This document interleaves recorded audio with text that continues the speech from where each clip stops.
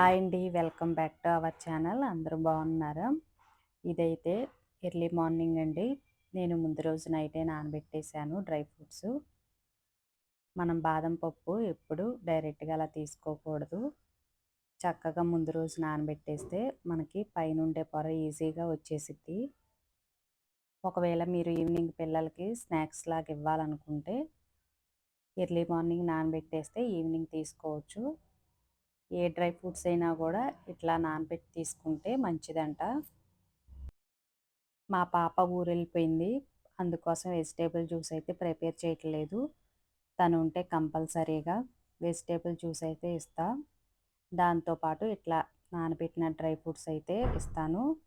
బాదం పప్పు, అలాగే గుమ్మడి గింజలు, పొద్దుతిరుగుడు, పుచ్చగింజలు కంపల్సరీగా మనమైనా లేడీస్ అయినా రోజుకు ఒక స్పూన్ తీసుకుంటే చాలా హెల్దీ అండి. చక్కగా ముందు రోజు నైట్ నానబెట్టేస్తే మనం ఉదయం పూట గుర్తు లేకపోయినా కూడా తర్వాత అయినా బ్రేక్ఫాస్ట్ అయిపోయిన తర్వాత అయినా తీసుకోవచ్చు.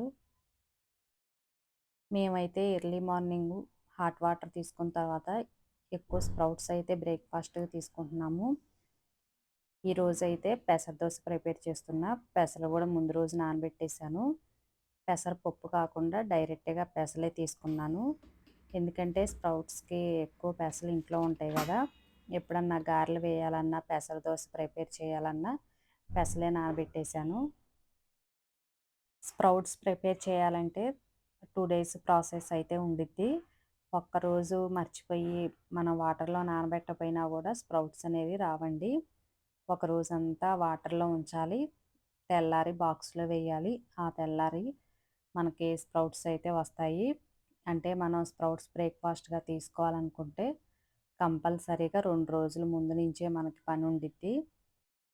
మర్చిపోయి ఒక్కరోజు నానబెట్టకపోయినా కూడా మనకి స్ప్రౌట్స్ అనేది రాదు.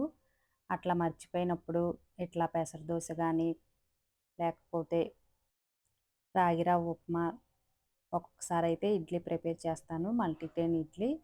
ఈరోజైతే పెసలు నానబెట్టేశాను పెసర దోశకి.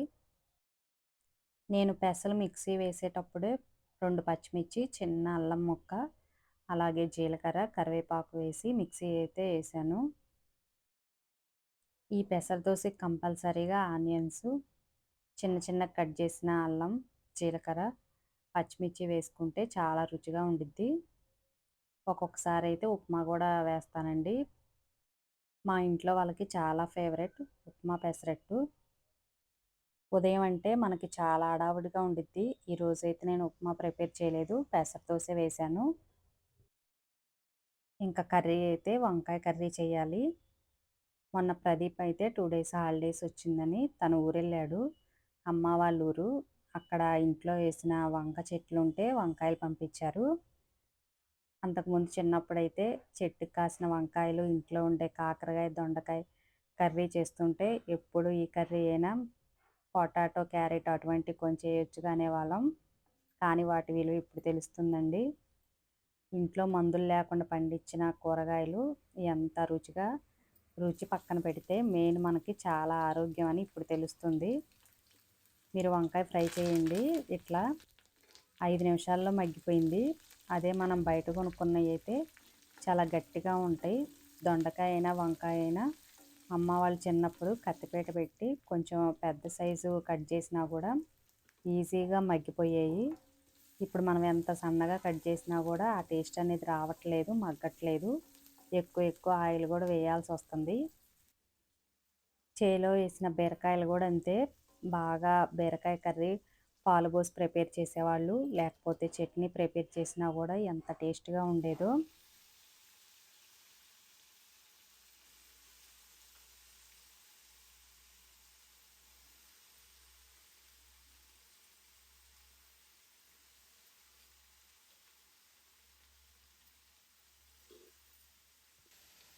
ఇప్పుడైతే ప్రత్యేకించి ఇంట్లో పండించిన కూరగాయలు మనకు ఘనంగా ఎవరన్నా ఇస్తే చెప్పలేనంత సంతోషంగా ఉంటుంది.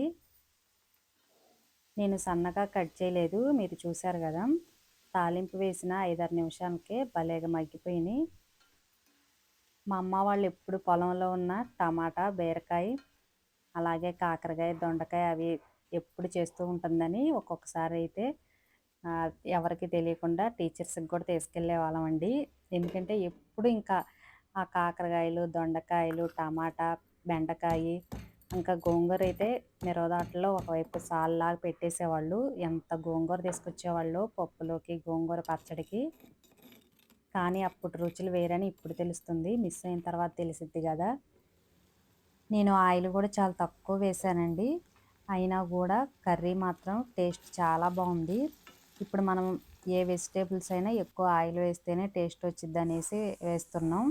కానీ ఎంత టేస్టీగా చేసినా, ఎన్ని మసాలాలు యాడ్ చేసినా, అల్లం వెల్లుల్లి పేస్ట్ కానీ, గరం మసాలాలు ఏమేసినా గూడా మన చిన్ననాటి రుచులైతే రావట్లేదు. ఇంకా ఈరోజు ఈ వంకాయ ఫ్రై తింటే సేమ్ అలానే అనిపించింది. ఇంట్లో పండించిన కూరగాయల టేస్ట్ మాత్రం మారలేదని తెలుస్తుంది. కానీ అందరికీ ఇంట్లో పండించుకోవటం కుదరదు గదా! నేనైతే మసాలా కారం వేశాను. ఇది గూడా అమ్మ వాళ్ళు పంపిస్తారని చెప్తూ ఉంటా గదా! అలాగే 4 వెల్లుల్లిపాయలు దంచి వేశాను. నిజంగా చెప్తున్నా చాలా అంటే చాలా రుచిగా ఉందండి. మా బాబైతే వంకాయ కర్రీ అస్సలు తినడు. నేను చాలా తక్కువే వాడతాను ఇంట్లో వంకాయలు. కానీ ఈరోజు మాత్రం చాలా బావుందని చెప్పాడు. మా ఫ్యామిలీ అంతా మొన్న దసరా నవరాత్రులకి మా చెల్లి వాళ్ళ ఊరెళ్ళాం గదా విజయవాడ. అక్కడ గూడా మా అన్నయ్య వాళ్ళు గూడా వచ్చారని చెప్పా గదా! ఆ రోజు వంకాయలు తీసుకొస్తే మా చెల్లి వంకాయ టమాటా ప్రిపేర్ చేసింది. అల్లం వెల్లుల్లి పేస్టు, కొంచెం కొబ్బరి కలిపి ముద్దలాగా దంచి వేసింది. అసలు ఎంత బావుందోనండి. మీకు ఆ వీడియో గూడా పోస్ట్ చేశాను కర్రీ చేసేటప్పుడు. నిజంగా చికెను, మటను గూడా సరిపోదు. అంత బావుంది మసాలా కర్రీలాగా. కానీ రోజు చేసేది మనమే, వేసేది గూడా ఆయిలే, చేసేది మన చెయ్యే. కానీ టేస్టు ఎక్కడుందంటే ఇంట్లో మందులు లేకుండా పండించటం వల్ల అనుకుంటా ఆ రుచొచ్చేది. ఇక్కడ నేను వెజిటబుల్స్ తీసుకొస్తే అన్నీ నీట్‌గా సర్దేసి ఫ్రిడ్జ్‌లో పెట్టేశాను. మనకి పచ్చిమిర్చి పాడవకుండా ఉండాలంటే పచ్చిమిర్చికున్న తొడియాలు తీసి ఒక కవర్‌లో కానీ, డబ్బాలో గానీ వేసేసి చక్కగా ఫ్రిడ్జ్‌లో పెట్టేసుకుంటే పాడవకుండా ఉంటాయి. అలాగే పుదీనా, కొత్తిమీర కూడా తీసుకొచ్చారు. ఇప్పుడు నేను పుదీనా చట్నీ అయితే ప్రిపేర్ చేస్తున్నా. అలాగే 2 దొండకాయి, 2 టమాటాలు, పచ్చిమిర్చి కూడా వేయాలి. అన్నీ కలిపి రోటి చట్నీ చేస్తే చాలా బావుంటది. ప్రతిరోజు తీసుకోకపోయినా ఇట్లా ఎక్కువ వెజిటేబుల్స్ అలాగే పుదీనా, కొత్తిమీర లేకపోతే మునగాకు వేసుకొని ఇట్లా రోటి పచ్చడి తీసుకుంటే ఆడవాళ్ళకి చాలా మంచిదండి. మనం కొత్తిమీర ఎక్కువ శాతం డెకరేషన్‌కి వాడుతూ ఉంటాము. పుదీనా అయితే బిర్యానీలో ఎక్కువ యూజ్ చేస్తాము. అలా కాకుండా పుదీనా చట్నీ చేసుకుంటే చిన్నపిల్లలకు కూడా నులిపురుగులు ఉన్నా కూడా పోతాయంట. మనం ఎక్కువ ఆకుకూరలు యూజ్ చేయాలి కదా!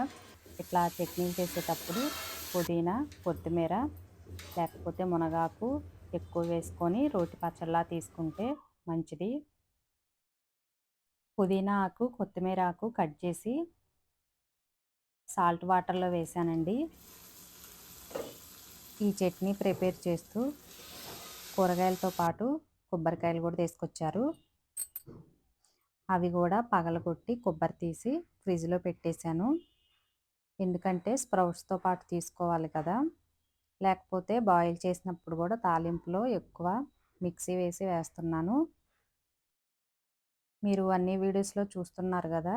కొబ్బరైతే చాలా మంచిదండి. అస్సలు స్కిప్ చేయకుండా ప్రతిరోజు తీసుకుంటే చాలా మంచిది. అలాగే ఈ మధ్య ఎక్కువ పురుగుల మందు వాడుతున్నారు కదా ఆకుకూరలకు కూడా. ఆకుకూరలైనా, కూరగాయలైనా కొంచెం సాల్ట్ వాటర్‌లో ఉంచేసి కర్రీ చేసుకునే ముందు పావుగంట సేపు ఉంచి తర్వాత కట్ చేసుకుంటే మనకు కొంచెం ఎఫెక్ట్ అన్నా తగ్గిద్ది. అందుకోసమే కొంచెం పసుపు అలాగే గల్లుప్పు వేసి పుదీనా ఆకు కూడా నానబెట్టేశాను. ఇంక ఇట్లా పచ్చళ్ళు చేసేటప్పుడు గల్లుప్పు వేస్తే బావుండిద్దని గల్లుప్పు వేసాం. అలాగే ఒక స్పూన్ జీలకర్ర వేసి మిక్సీ అయితే వేశాను. ఎక్కువ శాతం రోట్లోనే నూరుతాను. ఇంక ఈరోజైతే కొంచెం కచ్చా పచ్చాగా మిక్సీ వేశాను. ఇదైతే దోసపిండండి. చెప్పా గదా! స్ప్రౌట్స్ ఒక్కరోజు నానబెట్టకపోయినా గూడా పెసలు, బొబ్బర్లు స్ప్రౌట్స్ అనేది రాదు. 2 డేస్ గ్యాప్ వచ్చిద్ది. అందుకోసమే ఇది రేపు మార్నింగ్ కోసం బ్రేక్‌ఫాస్ట్ కోసం మినపప్పు, అలాగే బ్రౌన్ రైస్ నానబెట్టేశాను. మినపప్పు అయితే పూర్తిగా పొట్టు తీయలేదు. కొంచెం కూలింగ్ వాటర్ వేసి మిక్సీ వేశాను. బియ్యంతో పాటు ఒక స్పూన్ మెంతులు, అలాగే మిక్సీ వేసేటప్పుడు కొంచెం అటుకులు కూడా యాడ్ చేశాను. మినపగుళ్ళు అయితే అస్సలు వాడమండి. మీరు చాలా వీడియోస్‌లో చూసే ఉంటారు. ఎక్కువ మినపప్పే తెప్పిస్తాను. సూపర్ మార్కెట్‌లో అయినా కూడా మినపగుళ్ళు చాలా తక్కువ. గారె వేయాలన్నా, దోసకైనా, ఇడ్లీకైనా, దేనికైనా మినపప్పే. ఈవినింగ్ పనంతా అయిపోయింది. పని మొత్తం కంప్లీట్ అయిపోయిన తర్వాత ఇట్లా వంటగదంతా నీట్‌గా క్లీన్ చేసుకొని పండుకుంటే ఆడవాళ్ళకి నిద్ర లేచిన తర్వాత కిచెన్‌లోకొస్తే చాలా పీస్‌ఫుల్‌గా అనిపిచ్చిద్ది. గిన్నెలు అలా వదిలేసామంటే సింక్‌లో మనకి బొద్దింకలు కూడా వస్తూ ఉంటాయి. అలా కాకుండా కొంచెం బద్ధకంగా ఇట్లా మొత్తం గిన్నెలు కడిగేసి వంటగదంతా నీట్‌గా ఉంచుకుంటే ఎర్లీ మార్నింగ్ నిద్ర లేవంగానే మనకి వంట చేయటానికి చాలా ఈజీ అనిపిచ్చిద్ది. చిరాకు కూడా అనిపించదు. ఉదయం మనం బాక్స్ ప్రిపేర్ చేయాలన్నా, బ్రేక్‌ఫాస్ట్ వేయాలన్నా చకచకా పనులన్నీ అయిపోతాయి. మనకి స్టవ్ దగ్గర కొంచెం ఆయిల్ చుక్కలు పడ్డా గూడా బియ్యపిండి గానీ, శనగపిండి గానీ వేసేసి క్లీన్ చేస్తే మనకు ఆ జిడ్డనేది ఈజీగా పోయిద్దండి. సబ్బు గానీ, లిక్విడ్ కన్నా గూడా ఇట్లా పిండి వేసి చూడండి. చాలా నీట్‌గా ఉండిద్ది.